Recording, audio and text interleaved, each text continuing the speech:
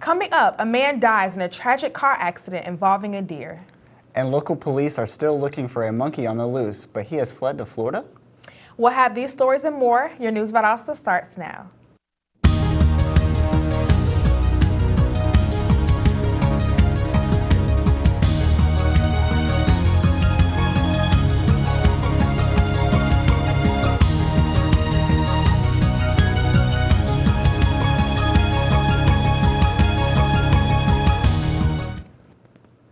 Welcome to News Valdosta. I'm Ian Kristansky. And I'm Marissa Daniels. Members of the Lowndes County Republican Party fired tough questions at two of the candidates for mayor of Valdosta Tuesday evening at Austin's Cattle Company. The question and answer session followed stump speeches by two of the three candidates running for mayor, J.D. Rice and Mayor John Gale, and the exchange was fiery at times. The audience asked questions about public transportation, financial surpluses, and downtown truck traffic. Rice, who called himself a Ronald Reagan Democrat, said he would not use a budgetary surplus to increase spending. Gale countered, saying the surplus likely will not exist due to a lack of tax revenues. Here's an update on a story brought to you yesterday.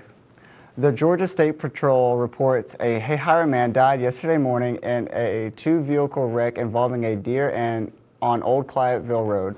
The road was shut down for about 2 hours as responders tended to the scene. A Valdosta woman was traveling northbound while Clayton Lee Chandler of Hayhire was traveling south when a deer entered the road, hitting the front end of her car. The deer went airborne, landing on the windshield of Chandler's vehicle, exiting through the rear glass. Chandler was pronounced dead at the scene as a result of injuries sustained during the crash. Troopers say the other driver was not injured and no charges will be filed. Despite speculation that he may not exist, a monkey reportedly has been sighted a few times during the past 2 weeks, but still hasn't been captured. The Valdosta Daily Times reporters received several phone calls yesterday morning claiming the monkey has been captured. But according to city and county officials, the monkey is still out there and was last reported seen traveling toward Florida. The monkey is described as brown with spots and small in size. The Valdosta police say monkeys are very unpredictable animals, so if seen, contact authorities to handle the matter. Lowndes County School Board members held work sessions this past Monday, but how exactly is that going to affect district schools? News Valdosta Tramar Conyers has this story. Lowndes County School Board district members have many great things happening for its schools, and the academic year has only just begun. Lowndes County District Board work session was hosted by DeWar Elementary this past Monday at 6. The board's work session consisted of discussions on many different changes happening to school campuses, such as a proposal for new ways to save energy and electricity costs in the school, as well as better lawn care maintenance proposals presented by the Assistant Superintendent Ken Overman. And putting out a proposal for lawn care for those, and it spells out what is done during which periods, and you notice 1 through 6, 7 through 10, frequency of service, and then take Clive on Lake Park. So you got those two and these two. The board also considered removing an old barn located on the grounds between Hayhire Elementary and Middle School by donating it to the fire department for their training purposes, as well as suggested bids for the anticipated renovations on Lowndes High School's baseball stadium. The Director of Technology for the district, Al Raul, also presented plans for new Chrome devices for middle school and high school students for them to take home for their educational purposes. All items will be up for a vote next Monday at their board meeting. And with your News Valdosta, I'm Tramar Conyers. When we come back, we'll tell you how students will be represented in the State School Superintendent Student Advisory. And thousands of dollars have been raised for cystic fibrosis. We'll tell you how after the break, so don't go away.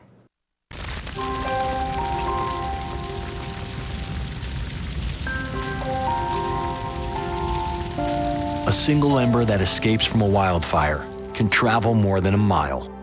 That single ember can ignite and destroy your home or even your community. You can't control where that ember will land, only what happens when it does. Get fire adapted now at fireadapted.org.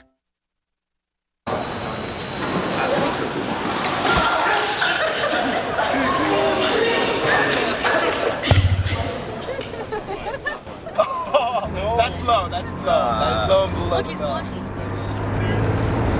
Okay.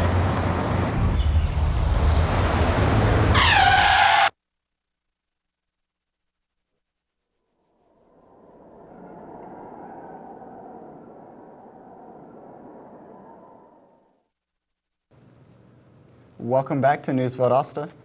Valdosta City School students will be represented in the State School Superintendent Student Advisory Council this academic year. Richard Woods is the state school superintendent of Georgia and has selected 100 Georgia students to serve in the council. Of those students, 3 of them are from Valdosta Middle School and 1 was chosen to represent Valdosta High School.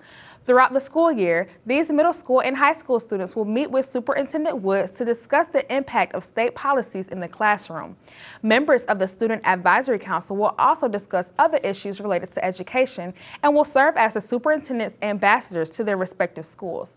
The first meeting will be held September 28th at the Georgia Department of Education's offices in Atlanta.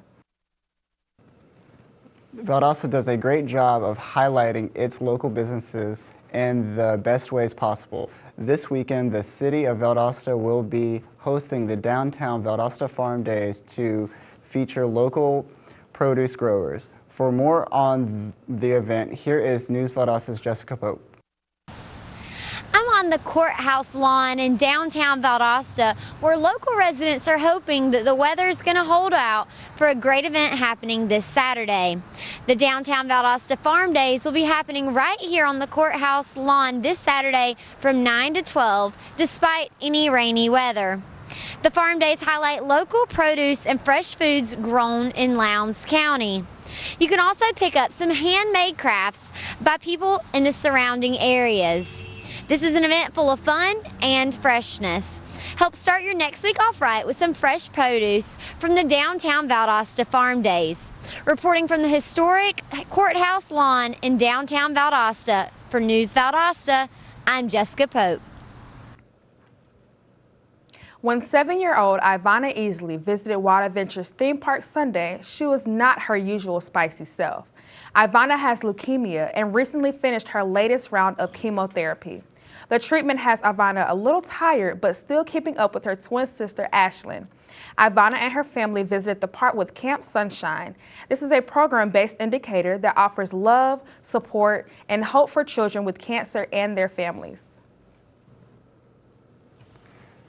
A walk and related events to benefit cystic fibrosis research raised thousands of dollars in recent weeks. Despite the rain, numerous people participated in the Cystic Fibrosis Foundation Walk Saturday at Wild Adventures theme park. Guardian Bank's Norman Drive branch sponsored a yard sale raising approximately $1,400 for the cause. 3 schools received 2015 Governor's SHAPE Awards. Pine Grove Elementary and West Elementary received Platinum Awards, and Lowndes High received a Gold Award. The SHAPE Awards recognize schools who are dedicated to creating a healthy school environment and a culture of wellness for students, staff, and the community. We're going to take a short break, but when we come back, we'll have our local weather report. So stay with us. Thanks for calling the GED Pep Talk Center. Jerry Stiller speaking. Your level 7 in-your-face pep talk. I can keep pushing you. Believe me, I'm good at it. But at some point, you're going to need to start pushing yourself. See, once you've got your GED diploma, you'll feel so good about yourself. You tell them. You can't change your past, but you can definitely change your future. That makes me so happy, I'm ready to bust out a dance. Mr. Trejo, can I transfer this guy to you? My gentle technique isn't really working. You need something a little more persuasive. Yes. You listen, and you listen good. Hey, where's my sandwich? Terry? Terry! Take it from me, the King DMC. It's a real cool thing to get your GED. Get that diploma! Now hold on and we'll find you free GED classes. Capiche? Whatever motivation you need, we've got a pep talk for you. Get your GED pep talk and find free classes at yourged.org.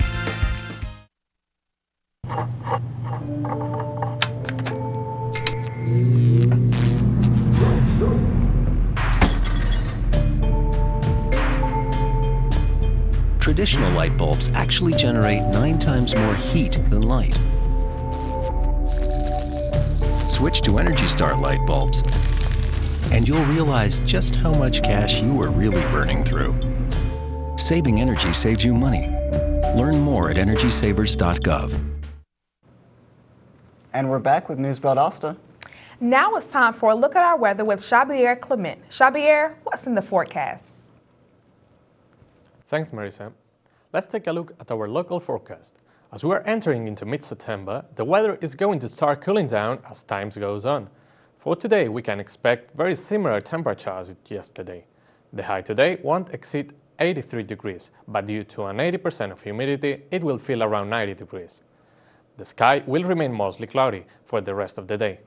A stray shower or thunderstorm is possible during the afternoon. Tonight, the low temperature will decrease to 67 degrees.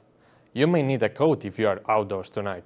Between 9 and 11 p.m., a stray shower or thunderstorm is possible. For tomorrow, we can expect times of clouds and sun, with a passing shower in the afternoon. The temperature will remain the same as today, with a high of 84. Due to the high humidity, it may feel like 88 degrees midday. The UV index expected for today is 8, which is very high level. If you need to be outside between 10 a.m. and 4 p.m., take steps to reduce sun exposure. A shirt, hat, and sunscreen are a must. As for the pollen count, today we've been expecting it to be 8.5 points, which is high level, with predominant pollens of ragweed and chenopods. Make sure you take your medication if you suffer from allergies. Based on rising temperatures, the quantity of pollen grains in the air for tomorrow Friday will be increasing over today's levels in the high range. That's all I have for weather today. Back to you guys at the news desk. When we come back, we'll talk football, of course, and we'll take a look at the upcoming sports that are now open for kids this fall. Today is Saturday. Today is Saturday. Yeah. Salad on Saturday, fruit on Friday, throw a ball Thursday. Water Wednesday, touch your toes Tuesday. Let's move Monday, swap snacks Sunday. All the healthy children eat well and move a lot. And move a lot. And move a lot. Eat well and move a lot. 60 minutes of physical activity a day and eating well can help get your child healthy. So keep them active and eating well every day. Skip a rope Saturday, freeze tag Friday, tap dance Thursday. Whole grains Wednesday, try a veggie Tuesday. Let's move Monday, split the sweet Sunday. Eat well and move a lot. Today is Saturday. Yeah. Today is Saturday. All the healthy children, all the healthy children. Get ideas. Get involved. Get going at letsmove.gov. That's letsmove.gov.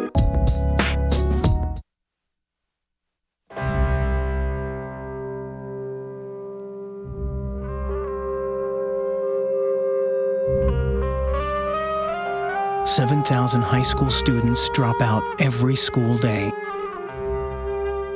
That's a line of desks more than 4 miles long. We can keep students in school. Visit boostup.org and take the first step. Welcome back. Now let's check in with Rebecca Forney for our local sports report. Rebecca? Thanks, Ian. Now let's talk sports. Tomorrow night is the senior night for the Lowndes High football team. They will be playing Newton County at home in Martin Stadium. The Vikings are looking to get their 5th win of the season before heading into conference play on October 2nd against Colquitt County. Likewise, homecoming is just a few days away for Valdosta School Wildcats. They will be taking on the 1 and 2 veteran high school Warhawks. The Wildcats are currently 3-1. The Wildcats and Vikings may need to start recruiting early. The Titletown Titans, a Little League football team, is off to a great start. There are 4 teams this year starting as young as 4, years old. If you want to see them in action, games start at 10 a.m. this Saturday at J.L. Newbern Middle School. Registration is closed for the season, but for more information, please visit popwarner.com. In other sports, the Lowndes and Valdosta High School softball teams will be facing off this afternoon at 5:30. The rivalry between the city and county goes far deeper than football alone, and that is evident by the tension surrounding this matchup. This is also a conference game for the teams and will be played at Valdosta High School. As the Valdosta High competition cheerleading team prepares for the season, reporter Casey Gordon was there to see just how they plan to do that. These days, cheerleaders don't just cheer on other sports teams. They also compete in competitions against other cheerleading teams. This is true with the Valdosta High School Wildcats competition cheerleading team. They practice 2 hours a day, 5 days a week, for just a 3-minute performance time. Here at practice, different days we do different things. Normally on Mondays and Wednesdays we stunt. On Tuesdays and Thursdays we tumble, and then normally on Fridays we'll kind of clean up the routine, fix anything else that needs to be done. Since most of the team graduated last year, the Wildcats have a few fresh faces. With such a young team, this will be a building year. Having not ever made it to sectionals, Davis is determined to get there. She isn't the only one. Senior Jordan Fleming has her own way of preparing for a competition. I don't know, I'm really nervous for competition, so I just talk to my friends and make sure I'm laughing, so it makes me feel better. With having a young team, the Cats know they have to be on their A game, and having the start of the season just around the corner, they're pushing themselves even harder.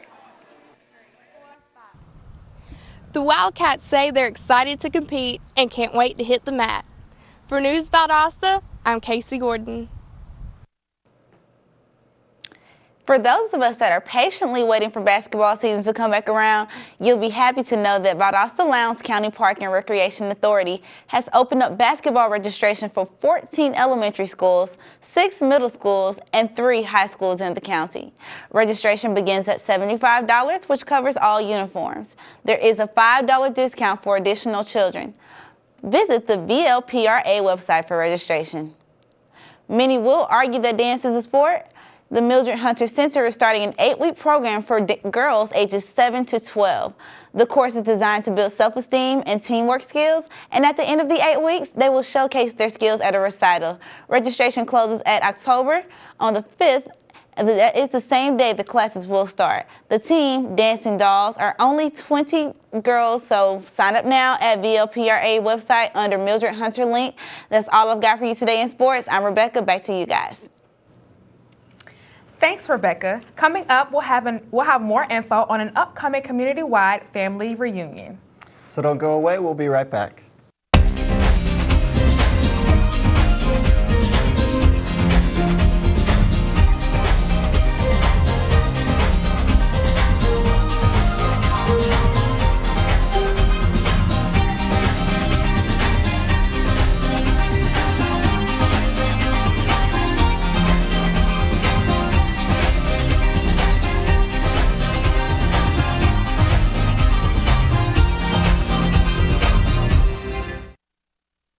So, I got this new family, and I don't know what it is about this one, but she can't seem to put down that toy all day long.